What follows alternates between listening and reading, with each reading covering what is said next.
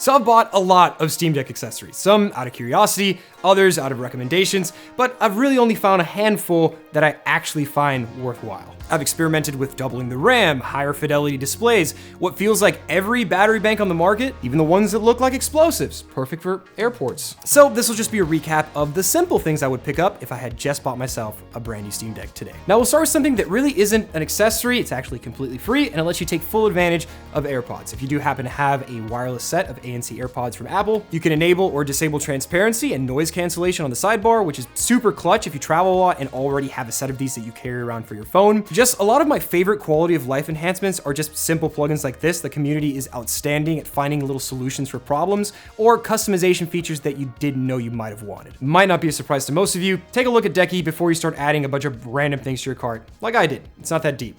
Now, first on my list is a case. This one's pretty obvious. I like the dbrand kill switch, whether or not you're into their whole edgy marketing thing they have going on. I've had a great experience with their handheld cases. I've had them on my Ally. The fit and material selection is great. You're getting actual protection for your device, and in some cases, it can make the difference between obliterating your Steam Deck or just scuffing some rubber. You might even find that it makes handhelds even a bit more comfortable to use at the cost of being a bit bulkier, but I'll still just pair it with a travel cover and it's still more minimal than carrying around a dedicated bag. There's also skins you can pair it with if you want to change up the look once in a while. Now, generally, I'm not a big fan of skins by themselves on the Steam Deck because they can be a bit of a pain to install and the adhesive edges can pick up dust. Now, when you pair it with a case, it comes with a kickstand. You don't need to use a heat gun or wrap vinyl around any weird edges, and I think it gives it a pretty good look. It's under 50 bucks right now. I don't make any commissions from dbrand. They're not a sponsor. I just like their stuff. Also, stick grips, you can get these from wherever you want. Just make sure they're generally well reviewed. Dbrand sells them for $9 and they not only add a better, grippier texture to the thumbsticks, but your stock sticks won't wear out. Now, when it comes to screens, I actually prefer a matte finish on my handhelds, especially on the ones that I'm gonna be bringing outside more often than inside. A lot of people are very opinionated about their display finishes, but it's not that big of a deal. I don't personally run a screen protector. Not a bad idea if you do have a history of being very rough with your devices. Amazon has like a million different options out there to choose from, so go crazy if you're into it. If you do plan on emulating a lot of games, I like to keep it organized and buy a micro SD card exclusively for that. So my Steam library is on the internal drive and then everything else is on my micro SD card.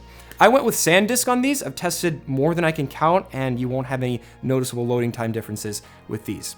Now, if you want to get a little deeper into it, you can swap or upgrade the internal SSD to something much larger, but I'd say right off the bat, if you know whatever model you bought is not going to be enough storage, definitely consider taking a look at one of these from Sabrent or Corsair. I'd probably recommend a dock to most people, but not everyone. I mean, if you're going to be planning on using this with an external monitor, connecting a controller, and just building a setup, it's kind of a must-have. I don't even know where this was from. Honestly, it was whatever was cheapest and had good reviews. Never had a problem with it. Again, this is something that so many quality options exist, it would be ridiculous to just recommend one option out there. I'll drop some links down to some of the best reviewed docks down below if you do want to check them out. I think Valve's is kind of overpriced. Okay, next one. Full transparency has been a longtime sponsor of the channel, but I used their products even before they reached out. And that's a battery bank and a charger.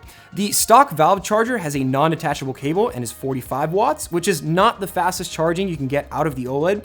I personally like to carry one charger for everything. This is Ugreen's Nexode 100 watt charger. It's under 40 bucks for Black Friday now. It can output up to 100 watt max fast charge to a single USB-C device, which will charge the Steam Deck OLED at its maximum capacity since Valve did improve the battery chemistry. You can charge an M2 MacBook Air from dead to 55% in 30 minutes. There's 3 USB-C ports and 1 USB-A, so you can charge 4 devices at once. It's like the sweet spot for traveling, and it's better than having a bunch of separate bricks. It's reliable, it's compact, it works with literally every device I have. Now, a battery bank is another option, especially if you are a power user. This is their Nexode power bank, 25,000 milliamp hour, 145 watts, which is under the airline battery capacity limit. It has power delivery 3.1, QC 3.0 support. You can output 140 watts out of a single port, which takes a 16-inch MacBook Pro from dead to 56% in 30 minutes. It covers a Steam Deck for multiple charge cycles. It can completely recharge laptops up to 1.3 times and mobile devices up to 5.2 times, according to their numbers.